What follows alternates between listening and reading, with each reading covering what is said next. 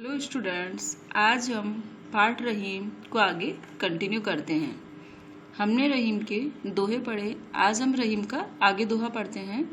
बिगड़ी बात बने नहीं, लाख करो किन कोय, रहीमन फाटे दूध को, मथे न माखन होए।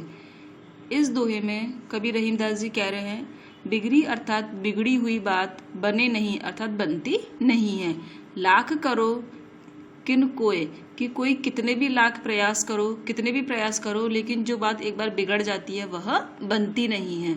बिगड़ी बात बने नहीं कि बिगड़ी बात पुनः वापस बनती नहीं है। लाख करो किन कोय कि कोई व्यक्ति चाहे लाख प्रयास करे, कितने भी प्रयास करे, लेकिन जो बात एक बार बिगड़ जाती है वापस बनती नहीं है।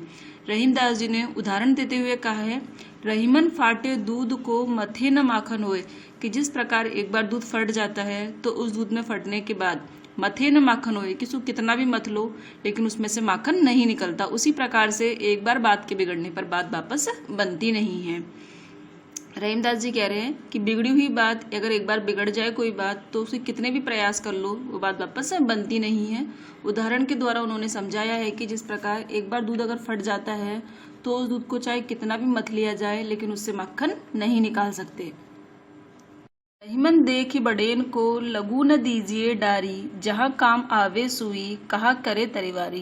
रहीमदास जी कह रहे हैं कि रहीमन देखी बड़ेन को कि अर्थात बड़ी वस्तु को देखकर, लगू न दीजिए डारी कि छोटी वस्तु का त्याग नहीं करना चाहिए।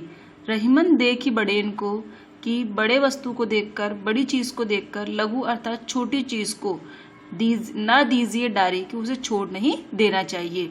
बड़ी वस्तु को देखकर छोटी वस्तु का त्याग नहीं करना चाहिए। उन्होंने उदाहरण के द्वारा समझाया है कि जहाँ काम आवे सुई, कहा करे तलवारी कि जहाँ पर सुई का कार्य होता है, जहाँ पर सुई काम आती है वहाँ पर तलवार कुछ नहीं कर सकती। तलवार का अपना कार्य होता है और सुई का अपना कार्य होता है। रहीमन देख बड़ेन को, रहीमदास जी कह रहे हैं कि बड़ी वस्तु को देखकर मनुष्य को छोटी वस्तु का त्याग नहीं करना चाहिए कि जहाँ पर सुई काम आती है वहाँ पर तलवार कुछ नहीं कर सकती।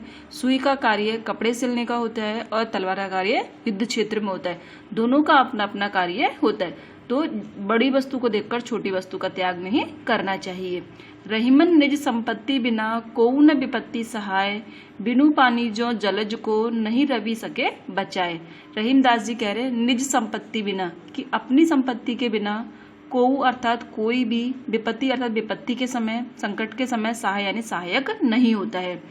रहीमदास जी कह रहे हैं निज संपत्ति बिना कि अपनी संपत्ति के बिना अर्थात अपने पास अगर धन संपत्ति नहीं है तो कोउ न विपत्ति सहाय कि विपत्ति के समय कोई भी आपकी सहायता नहीं कर सकता। उनके कहने का अर्थ ये है कि विपत्ति के समय अगर आपके पास अपनी संपत्ति है तो वह ही आपकी सबसे बड़ी सहायक होती है, दूसरों की संपत्ति आपकी सहायता नहीं कर सकती। निज संपत्ति बिना कि अपनी संपत्ति के बिना कोई भी विपत्ति में आपकी सहायता नहीं कर सकता, अपनी ही संपत्ति अपनी विपत्ति के समय काम आती है। उदाहरण द्वारा समझाया है, बिनु पानी जो जलज को कि जिस प्रकार से बिना पानी के, जलज अर्थात कमल को, नहीं रवि सके बचाए कि अगर जो कमल होता है उसमें अगर पानी नहीं होगा तो सूर्य का प्रकाश भी उसको बचा नहीं पाएगा। नहीं रवि अर्थात सूर्य, सके बचाए कि रवि उसको नहीं बचा सकता। रहीमदास जी कह रहे हैं कि निज संपत्ति बिना कि अपनी संपत्ति के बिना, जिसके पास संपत्ति नहीं है, विपत्ति के समय कोई उसका सहायक नहीं होता, अर्थात मनुष्य की अपनी संपत्ति ही उसके काम आती है। उदाहरण के द्वारा बताया है कि जिस प्रकार से जो जलज का पानी है वह ही उसका सहायक होता है, जो कमल तालाब के अंदर पानी होता है वह ही कमल का सहायक होता है। सूर्य का प्रकाश अगर बिना पानी के उसको बचा नहीं सकता।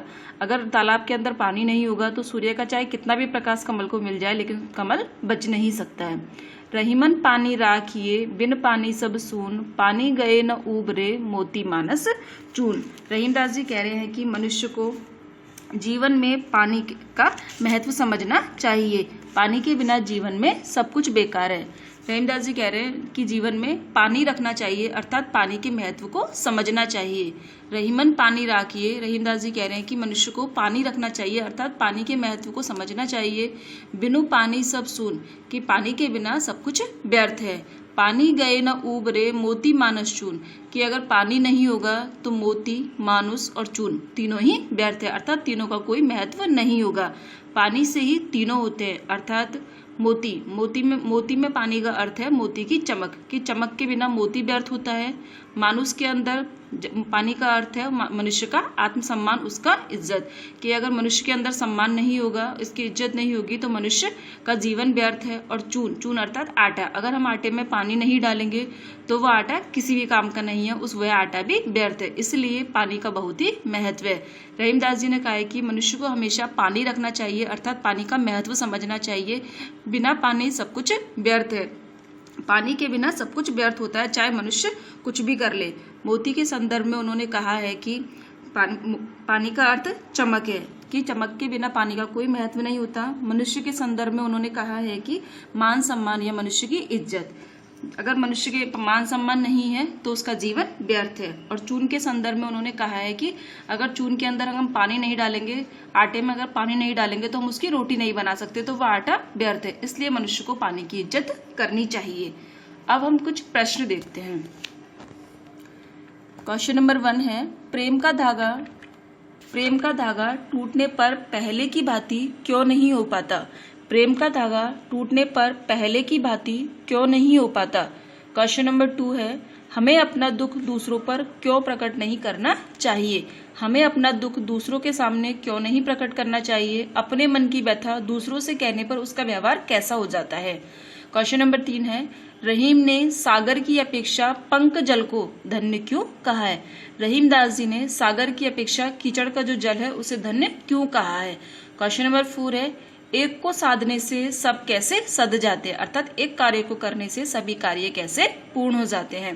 क्वेश्चन नंबर 5 है, जलहीन कमल की रक्षा सूर्य भी क्यों नहीं कर पाता है? जलहीन कमल की रक्षा सूर्य भी क्यों नहीं कर पाता? क्वेश्चन नंबर 6 है, अवध नरेश को चित्रकूट क्यों जाना पड़ा? अवध नरेश को चित्रकूट क्यों जाना पड़ा? आपको क्वेश्चन नंबर कैसे लेकर और चय तक करना है। Thank you.